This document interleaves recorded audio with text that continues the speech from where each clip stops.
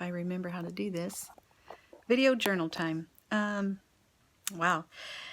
Social attributes of people on the spectrum. Well, the more I'm reading and the more I'm learning, the more I think we all have a little bit of Asperger's in us, or some traits from the spectrum. A very good example this morning, our church is a very expressive church. I'm of the Pentecostal faith, and we're known for being very expressive and sometimes loud. And there are several children that come to our church that have been diagnosed with ASD. One in particular comes with his aunt, who's about 27 or late 20s and has never had children, for starters. And she's the one that informed me that her nephew is on the spectrum when she learned I was studying about children with autism. So, needless to say, the more I'm learning, the more I'm observing, and the more I'm zeroing in, radar. And this little fella, she had him at the front because the pastor said, everyone come to the front and let's pray together as a body of believers. And the little guy was up front, and he was putting his hands on his ears. He's about 10. And, of course, now that I've, seen the videos, read the articles about sensory issues, I immediately picked up on that. And then when she moved his hands away from his ears and told him to stop that, he started bouncing. And he was just bouncing and clutching at her and clutching at her. And after it kind of died down and people were starting to shake hands and leave, and I mentioned to her, I said, I'm learning more about autism. I said, it might have hurt his ears, all the noise. And she said, oh, he just does that for attention. Okay, and then she said the little guy wanted to pray, but he didn't know how, and he expressed to her, I would like to cry because I see that people can cry. And I explained to this young lady, I said, I almost said her name, I explained to her, I said, we have to teach them how to demonstrate emotions. So social interaction. Again, I go back to toddlers and how they play with each other. Since my grandson is 18 months and his little best friends are 2 years old and 3 years old, I watch how, of course, I get to monitor them as I babysit them. I monitor how they play alongside of each other, but they don't necessarily interact with each other. And that sort of reminds me of the children I teach with autism. I'm not in a classroom situation, so I see my students individually.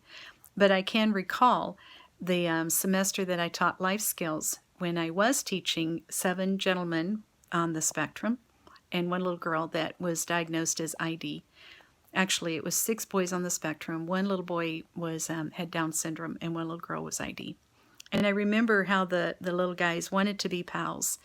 And one of the things I did was have them walk in a straight line, because as a teacher going down the corridors, in this school anyway, in Beaumont, Texas, you were judged by your line. You really were. How much control you had over your classroom, by how well your children marched through the hallways. And this school had a thing about cardinal arms. They were the cardinals, and they would fold their arms to keep their hands to themselves and put a space between each other, and they had cardinal arms. Well, my little guys, I tried that, and finally, my fearsome foursome, the 4 that were a little bit more receptive and responsive to my instructions, I kind of had them put their hands on each other's shoulder, because like a train, and that kind of gave them that sense of space, walking through the halls. But social skills, again, I have, people in my family with Asperger's, and I'm hearing this more and more. My son, now, it's not my son that has it. My son and I have ADHD, but my daughter has Asperger's. But my son and I are connecting through the ADHD, and we're noticing we don't like, with the holidays that we just went through, we don't like big crowds.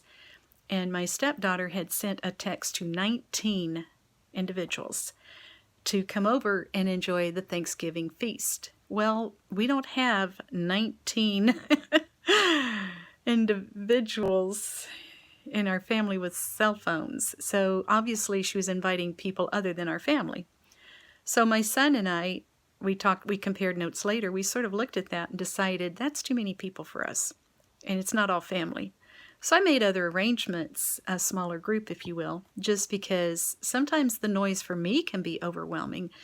ADHD, OCD, whatever you want to call it, but whatever the label is, I have been diagnosed as ADHD. Not the medicated kind, but just high energy. But sometimes the noise is overwhelming.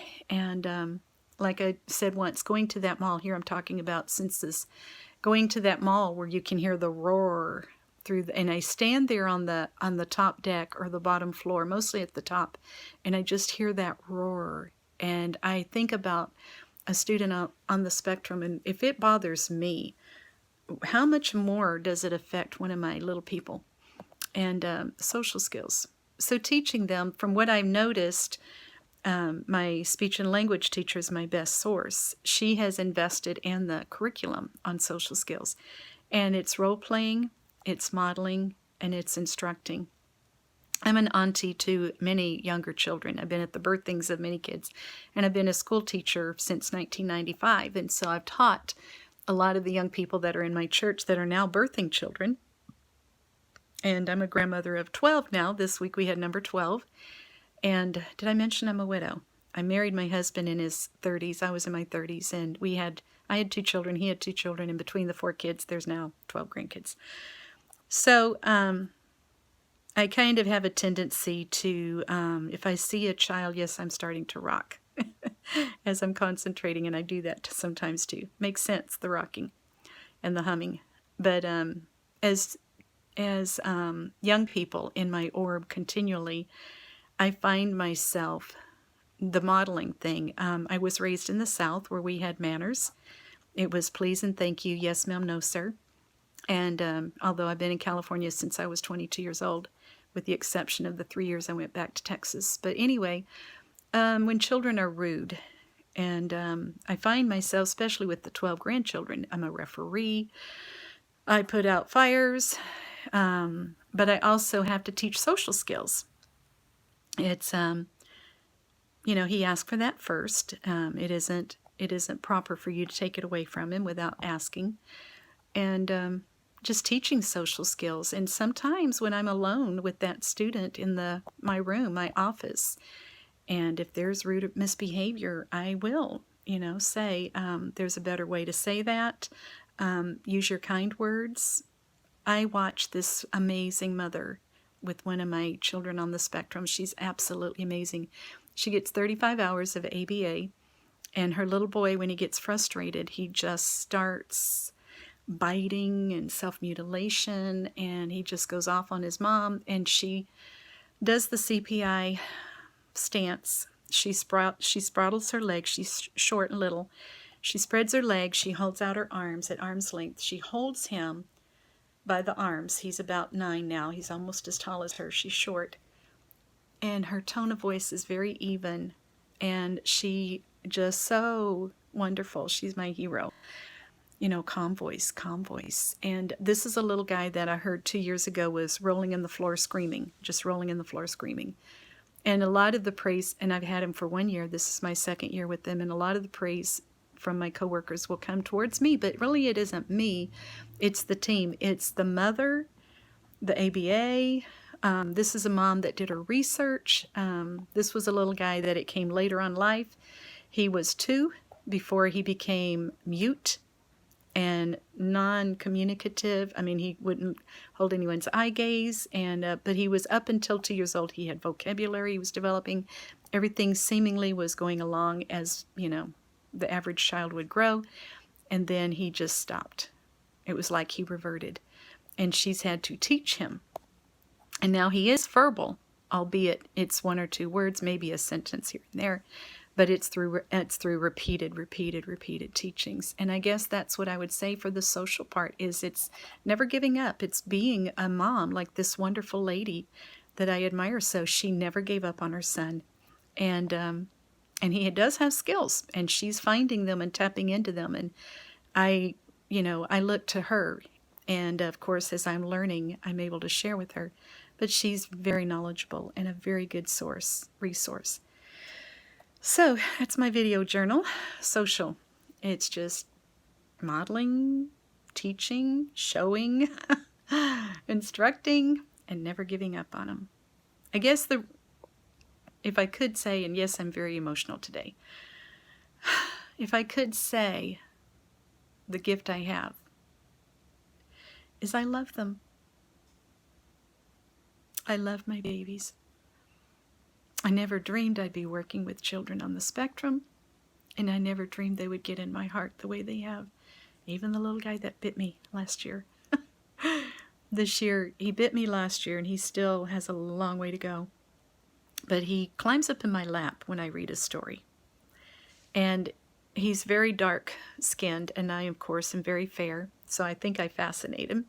And he'll put his hand up, and he just rubs my face. And so he was kind of jerked, and he jerked back, and he kind of hit my chest, and it didn't hurt me at all. Same guy that bit me last year. Hard. Almost broke the skin, but I had a thick sweater, and I had a bruise for several weeks. But this little man, he turned around immediately and reached up to kiss my cheek, an apology. I'll go to the ends of the earth for that guy.